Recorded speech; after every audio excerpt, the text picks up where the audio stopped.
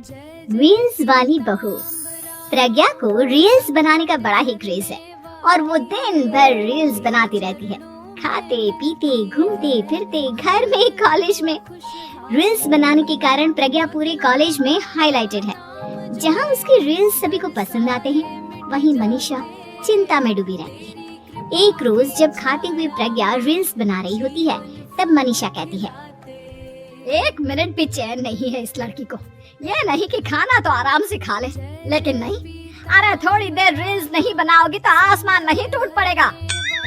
अरे मम्मी, इसी को तो कहते हैं डिटर्मिनेशन। तुम नहीं समझोगी ये सब। भगवान, इस लड़की को सद्बुद्धि दे। जब देखो तब टेढ़ा बाका मुंह बनाती रहती है। मनीषा की बात का प्रज्ञा पर जरा भी असर नहीं होता और वो खाते खाते रील्स बनाती रहती है। दिन बीतने लगते हैं और देखते देखते प्रज्ञा का कॉलेज भी खत्म हो जाता है। आए दिन कोई ना कोई मनीषा को प्रज्ञा की शादी करवाने का सुझाव दे जाता है। सब ठीक ही कहते हैं, प्रज्ञा की शादी कर देनी चाहिए। अपने घर के काम काज में व्यस्त हो जाएगी तो खुद ही ये रील्स और नाच गाना बंद हो जाएगा। मनीषा और प्रेम प्रज्ञा के लिए एक अच्छा लड़का ढूंढने लगते हैं और तभी विकी का रिश्ता प्रज्ञा के लिए आता है, जिसने प्रज्ञा को उसकी रील्स देखकर पसंद कर लिया था। अगले दिन विकी अपने माता पिता के साथ प्रज्ञा के घर पहुंच जाता है और प्रज्ञा साड़ी पहने हाथों में चाय की ट्रे लिए उनके सामने आती है। जब विकी को पसंद है तो हमें भी बहू पसंद है। बहन जी, आप बारात की तैयारी कीजिए। एक बार लड़का लड़की अकेले में बात कर ले तो अच्छा रहेगा। हाँ हाँ, क्यों नहीं। मनीषा विकी को प्रज्ञा के कमरे में भेजती है, जहाँ प्रज्ञा पहले से ही रील्स बना रही होती है। तभी विकी कहता है, आ गए आपके साजन जी। हमारे साथ ये रील्स कंप्लीट करती तो और भी अच्छा रहता। अच्छा जी, अब आ ही गए हैं तो बना ही लेती हूँ आपके साथ। दोनों मिलकर रील्स बनाते हैं। जब वी मीट और तुरंत पोस्ट भी कर देते हैं। फिर विकी कहता है, जब आप साड़ी में चाय लेकर आई तब मुझे लगा कि कहीं मैं गलत घर में तो नहीं आ गया। अब सही है। दोनों की शादी पक्की हो जाती है और शादी के दिन भी प्रज्ञा रील्स बनाने से चूकती नहीं। यहाँ तक कि बारात के समय भी नाचते हुए रील्स बनाती है। सभी लोग प्रज्ञा की तारीफ के पुल बांध देते हैं और प्रज्ञा नाचती गाती अपने ससुराल चली जाती है। सब कुछ अच्छा चल रहा होता है। प्रज्ञा यहाँ भी दिन भर हर चीज की रील्स बनाती रहती है। लेकिन कुछ दिनों के बाद जब सुनीता कहती है, बहू, ये रील्स के साथ साथ कुछ काम भी कर लिया करो। वैसे तुझे और क्या क्या बनाना आता है? मम्मी जी, वैसे तो सब कहते हैं कि मैं सब कुछ अच्छा बनाती हूँ, लेकिन मुझे लगता है कि मैं मैगी अच्छा बना लेती हूँ। हाँ, कॉफी भी अच्छा बना लेती हूँ और मुंह तो सबसे अच्छा बना लेती हूँ। हैं? अच्छा अच्छा। सुनीता अपना माथा पकड़ लेती है और कहती है, बहू, कुछ खाना बनाना भी सीख लेती हूँ। मम्मी जी, मैं लंबी प्लानिंग कर रही हूँ। जल्दी ही मैं इतनी फेमस हो जाऊंगी कि मुझे पैसे मिलने लगेंगे। हम दोनों सास बहू राज करेंगे, राज। नौकर काम करेंगी और लोगों की तो लाइन लगेगी हमसे मिलने के लिए। तेरा दिमाग खराब हो गया है क्या बहू? हंसी मजाक तक ठीक है, लेकिन इस तरह घर नहीं चलते। जितना जल्दी हो इस घर के तौर तरीकों को सीख लो। प्रज्ञा मुंह घुमाकर चली जाती है और तुरंत उसी वक्त एक रील बनाती है।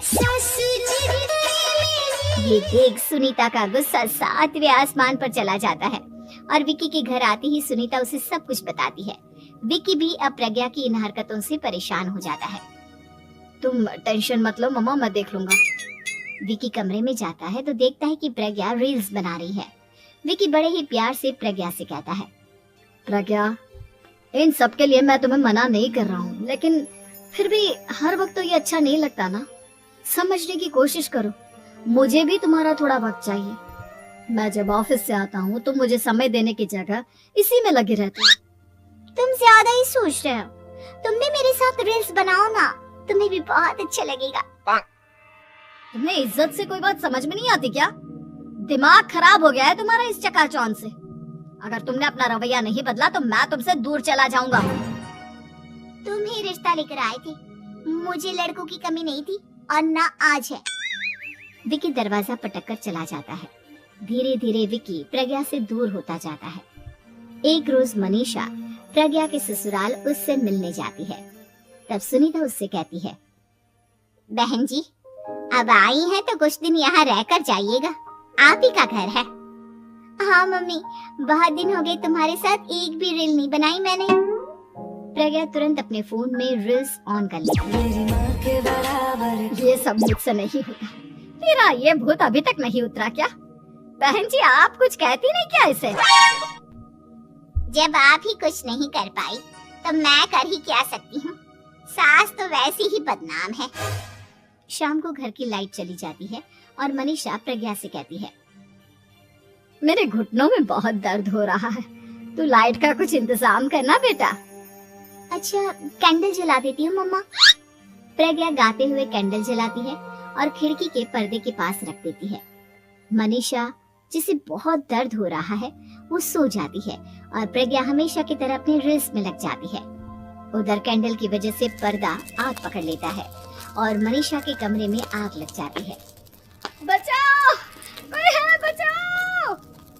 सभी भागते हैं और विकी कमरे की आग बुझाने में लग जाता है, लेकिन तब तक मनीषा आधी जल चुकी थी। मनीषा की हालत देख प्रज्ञा रोने लगती है। विकी मनीषा को तुरंत हॉस्पिटल ले जाता है और उसे एडमिट कराता है। विकी प्रज्ञा से कहता है, देख लिया ना, तुम्हारे इस नाच गाने की वजह से आज तुम्हारी माँ की जान जाते जाते रह गई। अब पता नहीं तुम और क्या चाहती हो। उधर डॉक्टर कहते हैं, इनकी हालत बहुत नाजुक है, आधे से ज्यादा जल चुकी है।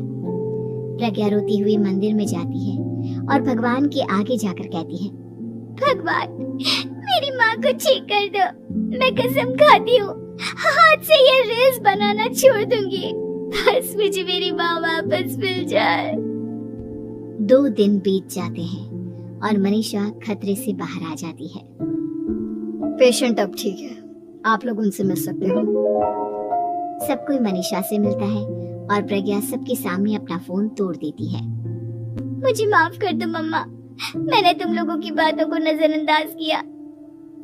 बेटा कोई भी चीज जरूरत से ज्यादा खराब है। मैंने तुम्हें रील्स बनाने से कभी मना नहीं किया, लेकिन हर वक्त एक ही चीज तो सही नहीं है। मैं समझ गई हूँ मम्मा, आई एम सॉरी। प्रज्ञा उस दिन से रील्स बनाना छोड़ देती है और पूरी तरह से अपने घर में लग जाती है।